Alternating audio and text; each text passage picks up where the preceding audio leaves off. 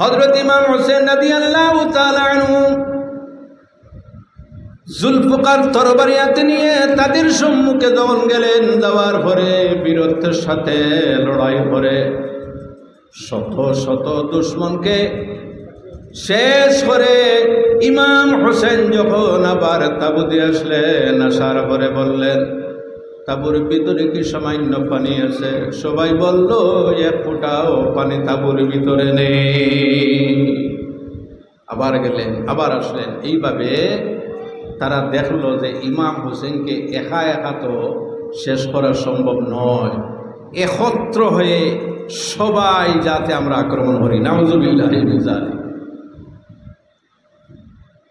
সবাই একত্র হয়ে চতুর্দিক থেকে যখন তীর নিক্ষেপ করা শুরু হলো, তখন ইমাম হোসেন রাদিয়াল্লাহু তাআলা আনহুর শরীরের মধ্যে এমন কোনো জায়গা ছিল না, এমন কোনো জায়গা ছিল না যে জায়গার মধ্যে তীর বিদ্ধ হইল না। শেষে যখন ইমাম হোসেন রাদিয়াল্লাহু তাআলা আনহু মাটিতে পড়ে গেলেন, আল্লাহর হাবিব সাল্লাল্লাহু আলাইহি সাল্লাম কিভাবে শিক্ষা দান করলেন?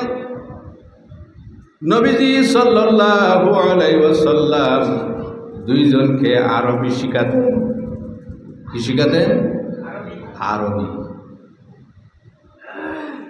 আমরাও মসজিদের মধ্যে আরবি শিখি, কোরআন শরীফের তিলাওয়াত শিখি, ছোট্ট ছোট্ট যে আরবি কায়দাগুলো আছে, আলিফ বা তা সা বা আলিফ বে তে সে, এগুলো ছাত্ররা শিখে কিনা। অনেক হাই স্কুলের মধ্যে অ্যারাবিক একটা সাবজেক্ট আছে ইলেকটিভ হিসাবে, আমার স্কুলেও আছে। আগে তো মাদ্রাসা ছিল, এখন স্কুলে কনভার্ট হয়ে গেছে। অ্যারাবিক একটা সাবজেক্ট আছে, সেই সাবজেক্ট আমি পড়াই এবং জেনারেল সাবজেক্টও পড়াই। আল্লাহর হাবিবের শিক্ষাদানের যে নিয়ম সেটা দেব। নবীজি সাল্লাল্লাহু আলাইহি ওয়াসাল্লাম তাদেরকে কোরআনের শিক্ষা দিতেন, তাদেরকে আরবি জ্ঞানের শিক্ষা দিতেন। আল্লাহর হাবিব সাল্লাল্লাহু আলাইহি ওয়াসাল্লামের কাছে হযরত ইমাম হোসেন এবং হাসান রাদিয়াল্লাহু তাআলা আনহুমা একদিন দুইজন স্লেটের মধ্যে লিখে হযরত মা ফাতিমা রাদিয়াল্লাহু তাআলা আনহার কাছে এসে বললেন, মা গো, আপনি দেখো তো কার লেখা সুন্দর। বাচ্চাদেরকে যদি আপনি উৎসাহিত করেন তাহলে তারা খুব বেশি খুশি হবে। কোনো বাচ্চা, আপনার বাড়ির মধ্যে যদি কোনো বাচ্চা এমনিতেই কোনো কিছু লিখে আসে আর আপনাকে দেখায়, যদি দেখো বাবা আমার লেখাটা কেমন, আপনি যদি সেই সময় বলেন না তোমার লেখা খুব বিশ্রী খারাপ, তাহলে তার মনটার মধ্যে উৎসাহ বাড়বে না মন খারাপ হবে? মন খারাপ হবে। এজন্য উৎসাহিত করার প্রয়োজন আছে বাচ্চাদেরকে। খুব সুন্দর, দৌড়তে গিয়ে দেখবে আবার লিখবে। এজন্য শিক্ষানীতি বর্তমান এই কয়েকদিনের মধ্যে নতুন শিক্ষানীতি চালু করা হবে। সেই শিক্ষানীতির মধ্যে আছে যে স্কুলে কোনো মারধর করা নাই, বুঝাইয়া শোনাইয়া তাদেরকে পড়াইতে লাগবে। জি, এই শিক্ষানীতি আসতেছে, সামান্য পরে আসবে। আল্লাহর হাবিব আকা আলাইহিস সালাম উনার দুই নাতি স্লেটের মধ্যে লিখে মার কাছে যাওয়ার পরে বললেন, মা গো, আমরা দুইজন স্লেটের মধ্যে লিখে এনেছি, কার লেখা সুন্দর এবং কার লেখাও সুন্দর, আপনি ফয়সালাটা করে দেন। মার কাছে এসে বললেন। হযরত ফাতিমা রাদিয়াল্লাহু তাআলা আনহা দেখে বললেন, হ্যাঁ, আমি তো বড় পরীক্ষার সম্মুখীন হয়ে গেছি। জি, আমি যদি বলি হাসানের লেখা সুন্দর তাহলে হুসাইনের মন খারাপ হবে, আর যদি বলি হুসাইনের লেখা সুন্দর তাহলে হাসানের লেখা মন খারাপ হবে। তাই আমি কিন্তু ফয়সালাটা দিব না। হযরত ফাতিমাতুজ জাহরা রাদিয়াল্লাহু তাআলা আনহা দুইজনকে পাঠিয়ে দিলেন হযরত আলী রাদিয়াল্লাহু তাআলা আনহুর কাছে, যাও, আমার দ্বারা ফয়সালা দেওয়া সম্ভব নয়, বাবার কাছে যাও। দুইজন আসলেন বাবার কাছে দৌড় দিয়ে, এসে বললেন, বাবা দেখো তো সিলেটের মধ্যে আমরা দুইজন কি লিখে আনছি, আপনি দেখো তো হার লেখাটা সুন্দর। হযরত আলী রাদিয়াল্লাহু তাআলা আনহু এইভাবে চিন্তায় চিন্তিত হয়ে গেলেন, আমি হার লেখা সুন্দর বলবো এবং হার লেখা খারাপ বলবো। হযরত আলী রাদিয়াল্লাহু তাআলা আনহু বললেন, আমি যদি হুসাইনের লেখা সুন্দর বলি তাহলে হাসানের মনটা ভাঙবে, আর হাসানের লেখা সুন্দর বলি তাহলে হুসাইনের মনটা ভাঙবে, কোনোদিন আর লিখবে না। তাই হযরত আলী রাদিয়াল্লাহু তাআলা আনহু চিন্তা করলেন, আমার দ্বারা বিচার করা সম্ভব নয়, ফয়সালাটা দেওয়া আমার দ্বারা সম্ভব নয়। তিনি পাঠিয়ে দিলেন নবীজির কাছে, যাও নবীজির কাছে, আমি না, মূল জায়গায় যাও।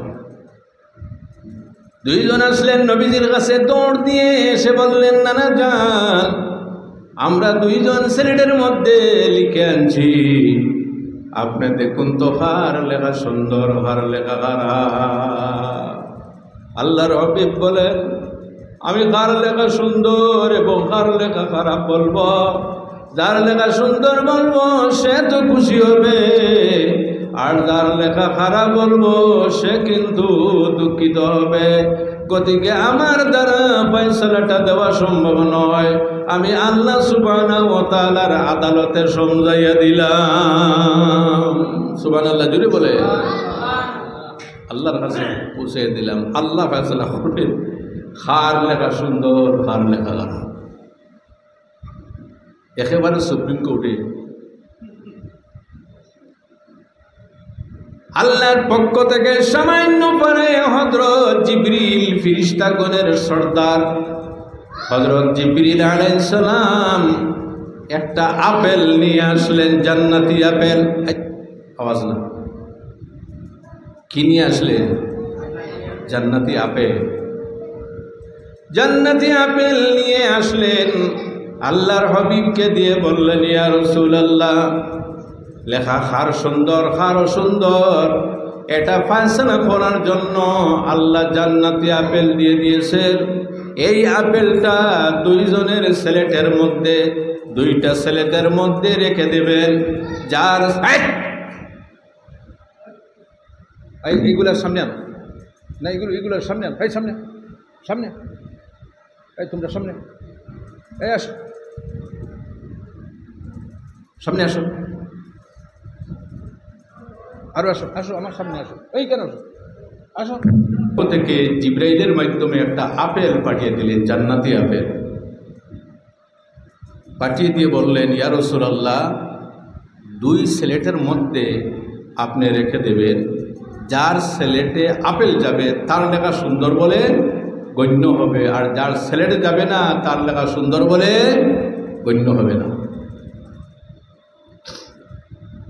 এই ফয়সালার ব্যবস্থাটা কে করলেন? জুড়ে বলেন কে? আল্লাহ সুবহানাহু ওয়া তাআলা। দেখুন, ফয়সালা হয়ে যাবে, কার লেখা সুন্দর। সাহাবায়ে কেরাম উপস্থিত, দুইজনের মধ্যে থেকে কার লেখা সুন্দর আজকে ফয়সালা হবে আল্লাহর পক্ষ থেকে।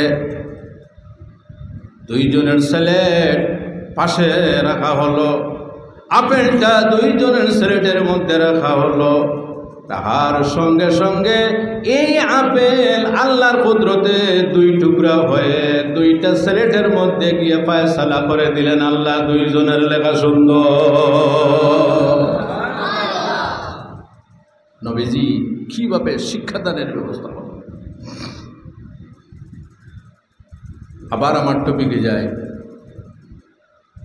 মক্কা শরীফ থেকে যখন রওনা দিলেন, সঙ্গে মাত্র ৭২ জন মানুষ। কতজন মানুষ? ৭২ জন। যাইতে যাইতে যখন কারবালার ময়দানে গিয়ে পৌঁছলেন, পৌঁছার পরে এসিদ কিন্তু আগে থেকে ষড়যন্ত্র করে রেখেছিল। হুসাইন যখন কারবালার ময়দানে আসবেন, তখন কিন্তু সেখান থেকে আর ফিরিয়ে দেওয়া যাবে না। লম্বা ঘটনা, এত লম্বা। হ্যাঁ হ্যাঁ। সেখানে যাওয়ার পরে ইমাম হোসেন রাদিয়াল্লাহু তাআলা আনহু বুঝতে অসুবিধা হলো না। এজিদ ষড়যন্ত্র করে এই জায়গা পর্যন্ত আমি পৌঁছে গেছি। তখন দেখা গেল এজিদের পক্ষ থেকে 1000 নয়, 2000 নয়, প্রথমে 6000 এইভাবে সেনাবাহিনী বাড়াইতে বাড়াইতে 72 জন মানুষের জন্য 22,000 সেনাবাহিনী পাঠাইল। নাউজুবিল্লাহ মিন যালিক। একদিকে 72 জন, আর দুশ্মনের পক্ষে কতজন? 22,000। কি ডর তারার অন্তরের মধ্যে! জি, কতটুকু আতঙ্কিত 22,000 সেনাবাহিনী। ইমাম হোসেন যখন দেখলেন আমি তো এসে গেছি, কিন্তু আমি ন্যায়ের পক্ষে আছি, আমি অন্যায়ের পক্ষে নয়। ইমাম হোসেন নিজের সঙ্গে যারা সঙ্গী সাথী ছিলেন তাদেরকে লক্ষ্য করে বললেন, আমার সঙ্গী সাথীরা, আমি আজকে এজিদের ষড়যন্ত্রের শিকার হয়ে গেছি।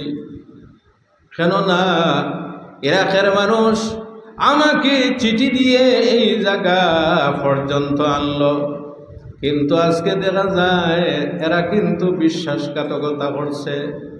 আমার সঙ্গী সাথীরা, তোমরা মনে মনে ভাবতে পারো ইমাম হুসেনের সঙ্গে এসে বিপদের সম্মুখীন হয়ে গেছি আমরাও। ইমাম হোসেন বলেন, তোমরা এক কাজ করো, আমি তোমাদেরকে পারমিশন দিতেছি, অনুমতি দিতেছি, যে বাড়িতে যাইবার আমাকে ত্যাগ করে তোমরা বাড়িতে যাইতে পারো। ত্যাগ করে যাইতে পারো। যে 72-এর মধ্যে শুধুমাত্র পুরুষ নয়, 40 জন পুরুষ, তারপরে নারী, তারপরে শিশু, যাইতে পারো তোমরা। সঙ্গী সাথীরা উত্তর দিল, হে ইমাম হোসেন, আজকে যদি আপনাকে ত্যাগ করে আমরা যদি নিজের বাড়িতে ফিরে যাই, কিয়ামতের দিন আল্লাহ যদি জিজ্ঞাসা করে, হে আমার নবীর উম্মতেরা, আমার ইমাম হোসেন কারবালার ময়দানে ইয়াজিদের ষড়যন্ত্রের শিকার হয়ে সেখানে পৌঁছে গেলেন, আমার ইমাম নবীজির নাতি ইমাম হোসেনের সঙ্গে ত্যাগ করে তোমরা কোন কারণে বাড়িতে ফিরে আসলে? আল্লাহ যদি কিয়ামতের দিন জিজ্ঞাসা করেন, তাহলে আল্লাহর কাছে আমাদের জবাব দেবার কোনো উপায় নেই। গতিকে আমরা আপনার সুখেও ছিলাম, আপনার দুঃখেও আছি। জান যায় কোনো পরোয়া নেই, দন যায় কোনো পরোয়া নেই, কিন্তু রাসূলুল্লাহর খানদানের সংসারতে আমরা রাজি নই। সবাই এক বাক্যে বলল, আমরা কখনো যাইব না, আপনার সঙ্গে আমরা আছি। এইভাবে ইমাম হোসেন রাদিয়াল্লাহু তাআলা আনহু জুম্মার দিন, আমি আস্তে আস্তে সংক্ষেপ করতেছি, কী দিন ছিল? জুম্মার দিন। জুম্মার দিন সেখানে গিয়ে পৌঁছলেন। তিনি ছিলেন রোজাদার। কি ছিলেন? রোজাদার। মুহররমের 10 তারিখে আগে রোজা রাখা ফরজ ছিল। আপনারা এই বিষয়ে শুনছেন? জি, সাজিদ আহমদ আলোচনা করছেন। মুহররমের রোজা, রমজান মাসের রোজা ফরজ হওয়ার আগে মুহররমের 10 তারিখে রোজা রাখা ফরজ ছিল। কিন্তু যখন আল্লাহ সুবহানাহু ওয়া তাআলা রমজান মাসের রোজা ফরজ করে দিলেন, তখন এই যে মুহররমের 10 তারিখে রোজা রাখার যে ফরজ ছিল, সেই ফরজটা সরাইয়া আল্লাহ তো এখন এই মুস্তাহাব হিসাবে আল্লাহ রেখে দিলেন। তোমরা চাও যদি রাখতে পারো, না চাও না রাখতে পারো। এজন্য রাখার মধ্যে সওয়াব আছে। নবীজি মুহররমের 10 তারিখে রোজা রাখতেন। হয়তো শুনেছেন, আমি আবারও বলতেছি গুরুত্ব হিসাবে, আল্লাহর হাবিবকে জিজ্ঞাসা করা হয়েছিল, ইয়া রাসূলুল্লাহ, মাস হিসাবে কোন মাস সবচাইতে উত্তম? আল্লাহর হাবিব উত্তর দিলেন,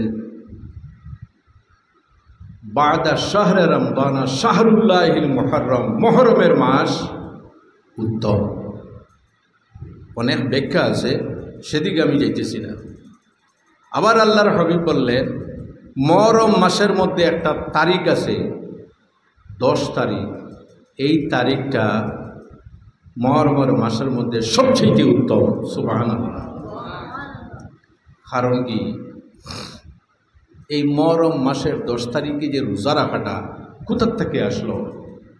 আপনারা শুনছেন, সাজিদ সাহেব আলোচনা করছেন, জি বলেন না, কোথার থেকে আসলো?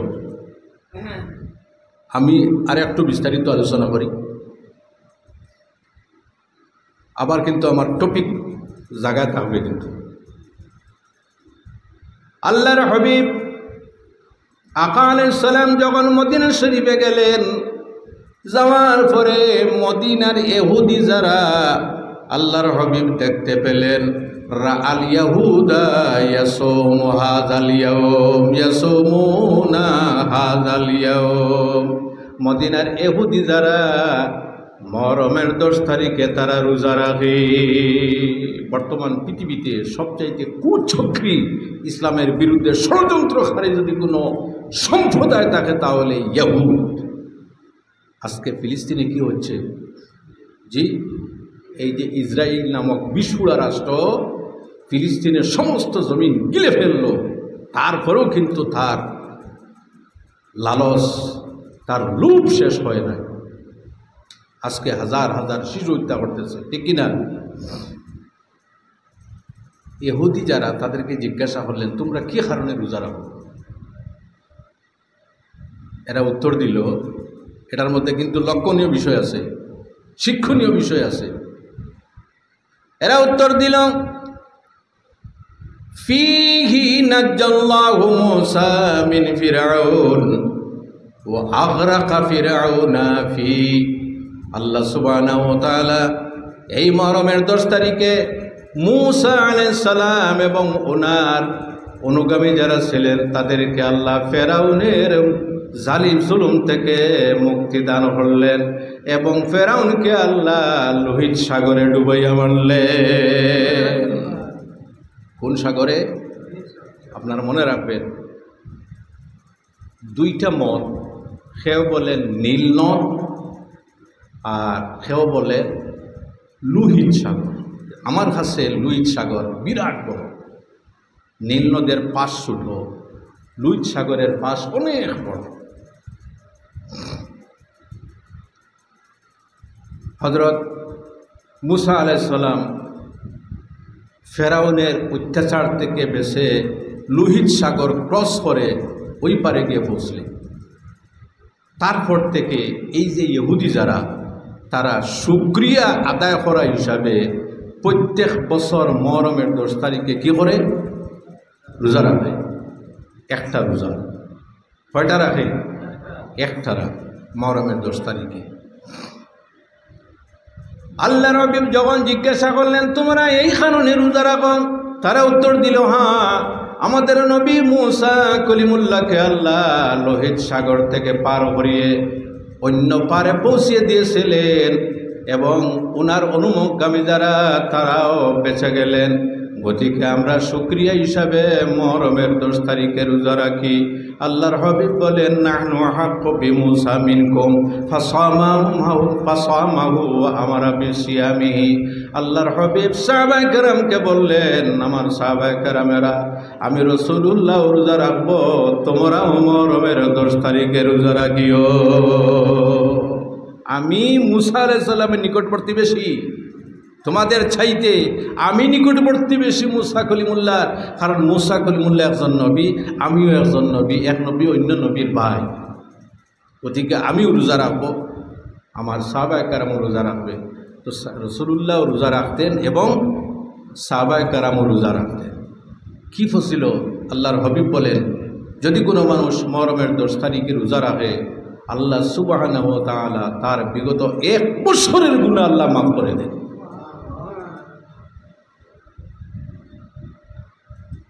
যাই হোক, তারপরে ইহুদ এত ষড়যন্ত্রকারী, তারা আস্তে আস্তে বলা বলি করতে লাগলো, দেখতেছ আমরাও রোজা রাখি, এখন মুহাম্মদ সাল্লাল্লাহু আলাইহি সাল্লাম রোজা রাখতেছেন আমাদের দেখা দেখি, ওনার শিষ্য যারা তারাও রোজা রাখতেছে। সাহাবায়ে কেরাম বললেন, ইয়া রাসূলুল্লাহ, ওরা তো বলা বলি করতেছে, তাদের দেখা দেখি আমরা রোজা রাখি। নবীজি বললেন, ঠিক আছে, আগামী বছর আল্লাহ যদি আমাকে বেঁচে রাখেন, আমি যদি হায়াতে থাকি, তাহলে আগামী বছর 2টা রোজা রাখব। কয়টা? 2টা। 9 তারিখ, 10 তারিখ, অথবা 10 তারিখ এবং 11 তারিখ। আমি যদি দুনিয়াতে জীবিত থাকি, তাহলে আগামী বছর 2টা রোজা রাখব।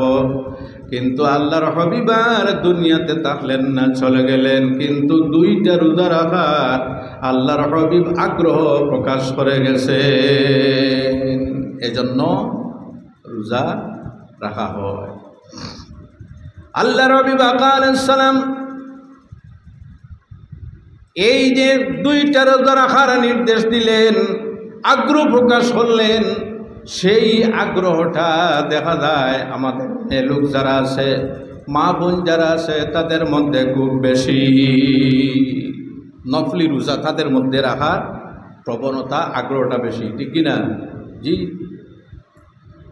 যার জন্য ইমাম হোসেন রাদিয়াল্লাহু তাআলা আনহু বললেন, জুম্মার দিন মসজিদের ইমাম খতিব মিম্বরে দাঁড়িয়ে আমার নবীজির গুণগান গাইতেছে, খুতবা পড়তেছে, আজকে তোমরা জুম্মার দিন জুম্মার নামাজ পড়ার পর্যন্ত সুযোগ দিতেছ না। হে আমার সম্প্রদায়, আমার সঙ্গে তোমাদের দুশ্মনী কি আছে? ইমাম হোসেন বললেন, আমার শেষ সুযোগটা আমি তাদের কাছে পৌঁছাইয়া দেই, না হইলে তারা বলবে কিয়ামতের দিন, ইমাম হোসেন আমরা তো আপনার মর্যাদা সম্বন্ধে জানি, কিন্তু যদি আমাদেরকে বুঝাইতেন তাহলে আপনার সঙ্গে আমরা যুদ্ধ করতাম না।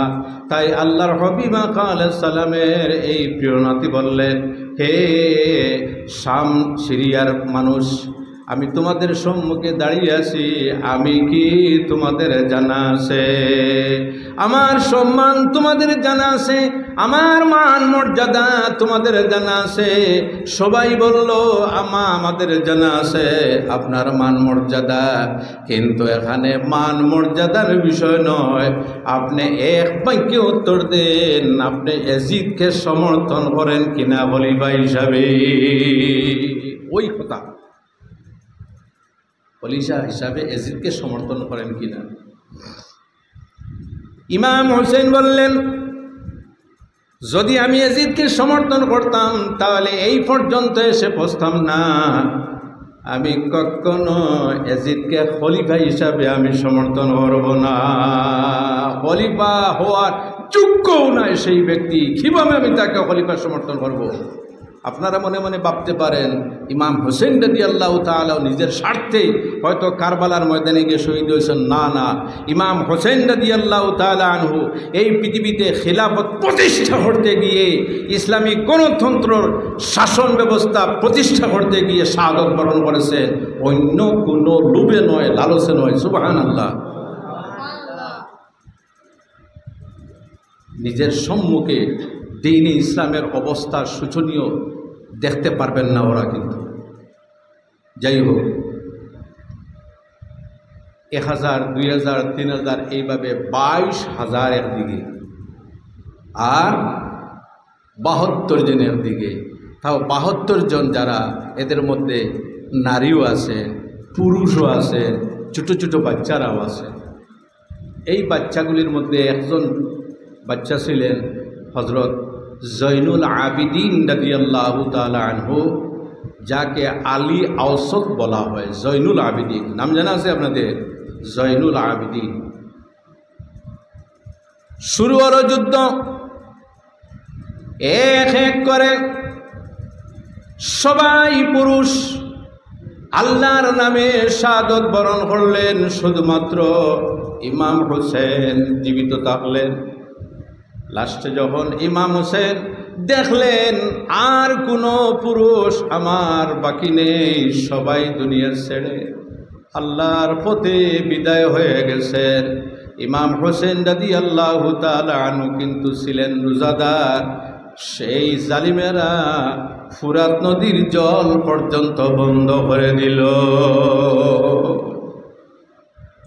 কোনো মানুষ কি কোনো মানুষের জন্য জলপান করা বন্ধ করতে পারে? জি, আপনারা বলুন তো, কোনো মানুষ কোনো মানুষের জন্য জল পান করা কি বন্ধ করতে পারে? আপনার বাড়িতে এসে যদি কোনো মানুষ বলে আমাকে একটু জল পান করান, তাহলে নিশ্চয়ই আপনি জল পান করাইবেন। কিন্তু জালিমেরা ইমাম হুসাইনের এবং হুসাইনের সঙ্গী সাথী যারা, তাদের জন্য ফুরাত নদীর জল পান করা পর্যন্ত বন্ধ করে দিল। নাউজুবিল্লাহি মিন যালিক।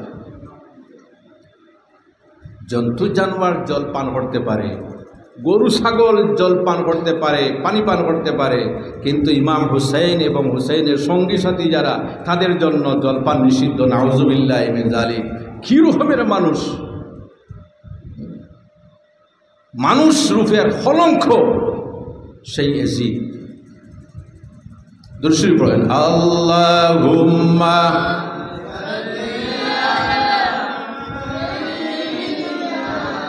আপনারা শুনতেছেন তো? আর বেশি সময় না, আর 20 মিনিট। তাবু যেখানে লাগানো হয়েছিল, সেই তাবুর ভিতরে ছিলেন ছোট্ট আর একজন শিশু, নাম আলী আসগর। কি নাম? আলী আসগর। এই কথাবার্তা না। মা বললেন, হে হোসেন, এই যে ছোট্ট শিশু 3 দিন থেকে জল পান করার কোনো সুযোগ নেই, মার্থনের মধ্যে দুধ পর্যন্ত নেই, বিনা পানি, যার কারণে এই ছোট্ট শিশুটি, দুধের শিশুটি তাদের সম্মুখে নিয়ে দেখাও। ইমাম হোসেন আলী আসগরকে কুলে নিয়ে তাদের সম্মুখে গিয়ে বললেন, হে মানুষেরা, দুশ্মনী যদি থাকে, শত্রুতা যদি থাকে, তাহলে আমার সঙ্গে আছে।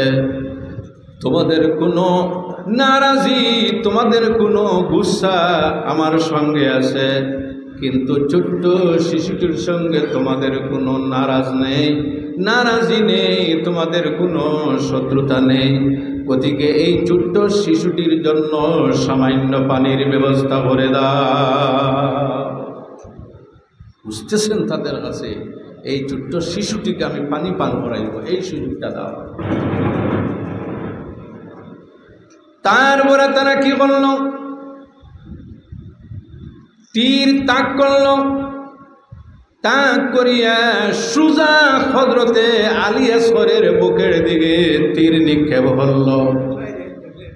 তীর নিক্ষেপ করার সঙ্গে সঙ্গে সিনার দিকে তীর ঢুকলো, অন্যদিকে তীর বের হয়ে গেল, ফিনকি মেরে রক্ত বাইর হইতেছিল। হযরত ইমাম হোসেন রাদিয়াল্লাহু তাআলা আনহু মার কুলে নিয়ে বললেন, এই নেও, তোমার ছেলে কিন্তু ঠান্ডা হয়ে গেছে। জলপানির জন্য অস্থির ছিল, এখন কিন্তু তোমার ছেলে ঠান্ডা হয়ে গেছে। কাল কিয়ামতের দিন আল্লাহ সুবহানাহু ওয়া তাআলা জান্নাতের পানি পান করাইবে। ছোট্ট শিশুটিও শেষ। সহ্য করতে পারবে কোনো মানুষ? নিজের কলিজার টুকরা। আচ্ছা, আপনি যদি কোনো জায়গায় যান আর আপনার সম্মুখে আপনার ছেলেটিকে যদি কেউ মারে, তাহলে আপনার সহ্য হইবে? কিন্তু কি ধৈর্য, কি শক্তি! আল্লাহু আকবার। শোকের সম্মুখে সবাই শাহাদত বরণ করলেন, তবুও কিন্তু ঠিকই আছেন ধৈর্যের সাথে ইমাম হোসেন রাদিয়াল্লাহু তাআলা আনহু। এই তো নবীজি দোয়া করেছিলেন, আয় আল্লাহ, আমার হোসেনকে তুমি ধৈর্য শক্তি বেশি দান করো। আল্লাহ দান করলেন। রইলেন শুধুমাত্র ইমাম হোসেন। রইলেন ইমাম হোসেন। ইমাম হোসেন রাদিয়াল্লাহু তাআলা আনহু ফুরাত নদীতে গেলেন পানি আনার জন্য। ফুরাত নদীতে গিয়ে যখন সামান্য পানি হাতের মধ্যে নিয়ে পান করতে চাইলেন, কি কারণে? আমার ভাইয়েরা, হয়তো আপনারা কোনোদিন শুনেন নাই, কেননা হযরত ইমাম হোসেন ছিলেন রোজাদার, ইফতারের প্রয়োজন ছিল, কোনো খাদ্য নেই, কোনো খাবার নেই, সামান্য পানি দিয়ে ইফতার করার জন্য ফুরাত নদীতে গিয়েছিলেন।